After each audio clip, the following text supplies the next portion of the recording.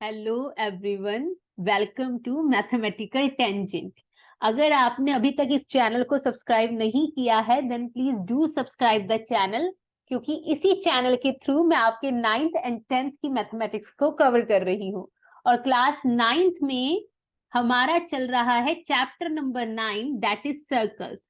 और उसकी हम स्टार्ट कर चुके हैं एक्सरसाइज 9.2 और आज हम समझने वाले हैं क्वेश्चन नंबर 2 को बहुत ही अच्छे से। तो चलिए स्टार्ट करते हैं आज की वीडियो को। So the question number 2 is, if two chords of a circle intersect within the circle, prove that the segments of one chord are equal to corresponding segments of the other chord। देखिए, इस question को समझने के लिए हम ले आते हैं यहाँ पर अपना सर्कल, और सर्कल है तो उसका सेंटर भी है। हमसे क्या बोला जा रहा है, तो पहले तो हम इस सर्कल का सेंटर ले लेते हैं यहाँ पर O पॉइंट। तो लेट अस से this is the centre of my circle, that is O। अब हमसे बोला जा रहा है कि दो इक्वल कॉर्ड्स हैं जो सर्कल के अंदर इंटरसेक्ट कर रही हैं। तो पहले तो हम अपनी दोनों इक्वल कॉर्ड्स को यहाँ पर इंटरसेक्ट करवा देते हैं। तो कुछ इस तरह से एक कॉर्ड हम इस तरह से ले लेते हैं अपनी, और जो दूसरी कॉर्ड है वो हम इस तरह से ले लेते हैं। So basically these are the two chords which are equal. तो इन कॉर्ड्स को फटाफट से हम नाम दे देते हैं। तो मैं इस कॉर्ड को नाम देना चाहूंगी ए बी, और ये जो मेरी दूसरी कॉर्ड है इसे मैं नाम देना चाहूंगी सी डी। ठीक है भाई, ओके। अब हमसे क्या बोला जा रहा है कि इस तरह से दोनों कॉर्ड इंटरसेक्ट कर रही हैं, तो इनकी इंटरसेक्शन पॉइंट को भी कुछ नाम देते हैं। सो लेट अस से दिस पॉइंट बी ई। अब हमें बोल रहा है कि ये प्रूव कीजिए कि एक कॉर्ड के जो सेगमेंट है वो इक्वल होंगे दूसरी कॉर्ड के कॉरेस्पॉन्डिंग सेगमेंट्स के। अब इसका मतलब क्या है? इसका मतलब हम गिवन टू प्रूव लिख के समझते हैं। देखिए, अगेन सर्कल वाला क्वेश्चन है, तो पहले अ सर्कल विथ सेंटर ओ।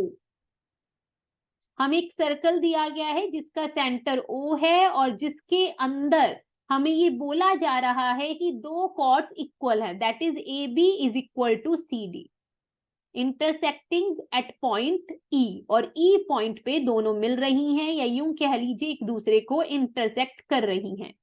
अब हमें यहाँ पर प्रूव क्या करना है? हमें ये प्रूव करना है कि ये जो सी ए ई सेगमेंट है, ध्यान से देखिए, एक कॉर्ड का सेगमेंट, अगर मैं ए बी कॉर्ड का ए ई सेगमेंट ले रही हूं तो मैं सी डी कॉर्ड का सी ई सेगमेंट लूंगी।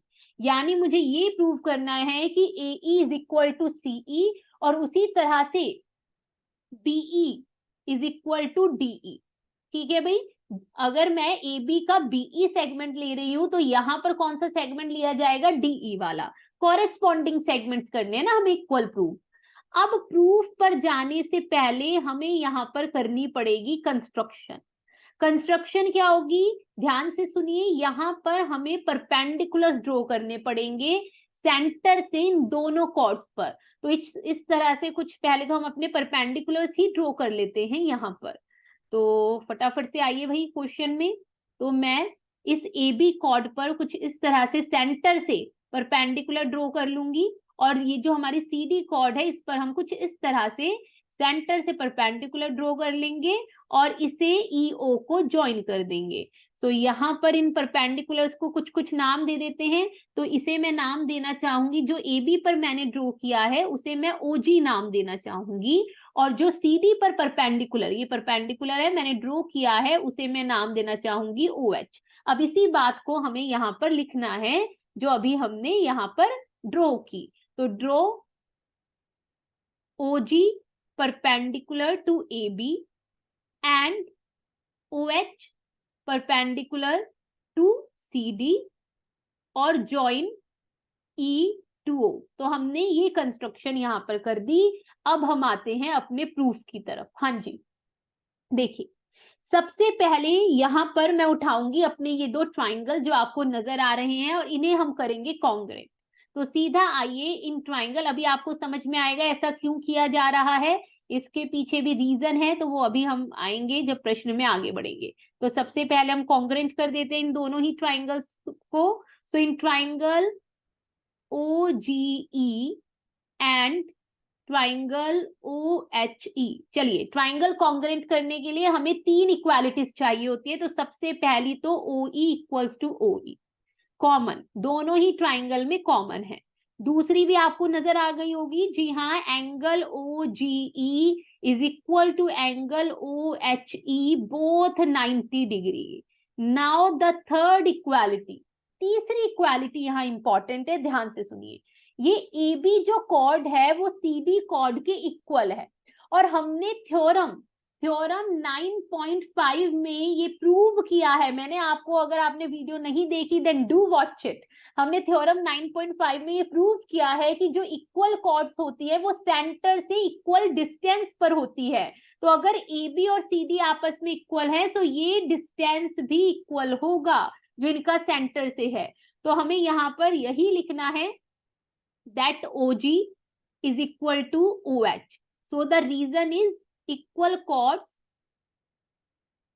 are equidistant from the center. I hope आपको ये समझ में आया होगा। अब हम बढ़ते हैं आगे। हमने तीनों इक्वालिटीज ले आए हैं, तो सीधा लिखिए, therefore triangle OGE is congruent to triangle OHE, और यहां हमारा लग रहा है RHS। एक राइट एंगल है, एक हाइपोटेन्यूस है और एक अदर साइड है। चलिए भाई, ठीक है, अब बढ़ते हैं आगे। अब यहां से हमें मिला क्या? यहां से आप देख पा रहे होंगे हमें मिल पा रहा है EG और EH आपस में इक्वल। So EG is equal to EH by CPCT, corresponding parts of congruent triangle, और इसे मैंने दे दिया नंबर 1 का नाम। अब जरा ध्यान से सुनिए। अब अगेन यहाँ पर एक थ्योरम यूज होने जा रही है। अगेन उसका प्रूफ हम कर चुके हैं, और मैंने आपसे बोला था ये थ्योरम अपने आप में बहुत ही महत्वपूर्ण थ्योरम है। अब जी थ्योरम क्या है? देखिए, हमने एक थ्योरम पढ़ी थी, perpendicular from centre to cord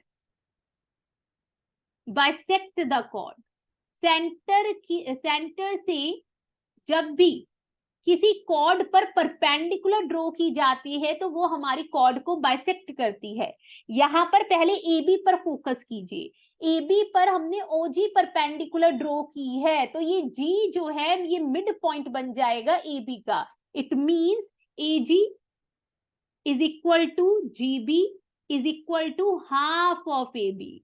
इसी तरह से हमने CD पर ये OH परपेंडिकुलर ड्रॉ की है, तो H यहाँ पर CD का मिड पॉइंट बन जाएगा, या यूं कह लीजिए OH CD को बाइसेक्ट करेगी। इट मींस यहाँ पर हमारा हो जाएगा CH is equal to HD is equal to half of CD। ठीक है, अब जरा आगे सुनिए। अब यहाँ पर हमें क्वेश्चन में ये गिवन है, नाउ क्वेश्चन में दिया गया है कि दोनों कॉर्ड्स आपस में इक्वल है, ये गिवन है। तो अगर ये दोनों कॉर्ड्स आपस में इक्वल है यानी इनका हाफ भी इक्वल होगा। मैंने कुछ नहीं किया, दोनों साइड हाफ से मल्टीप्लाई कर दिया।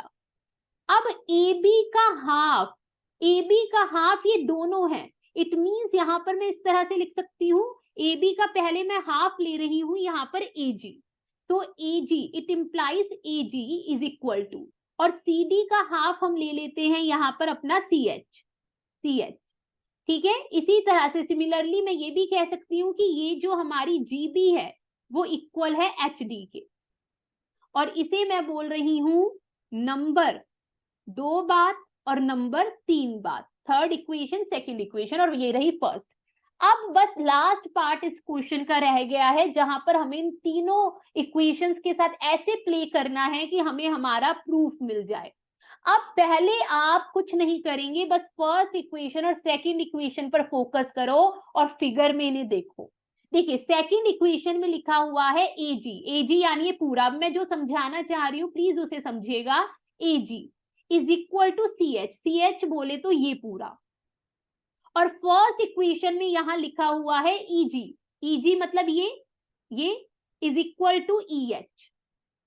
अब अगर मैं इन दोनों इक्वेशंस को माइनस कर दूं, माइनस मतलब सेकंड माइनस फर्स्ट करूं, तो माइनस कैसे होगा?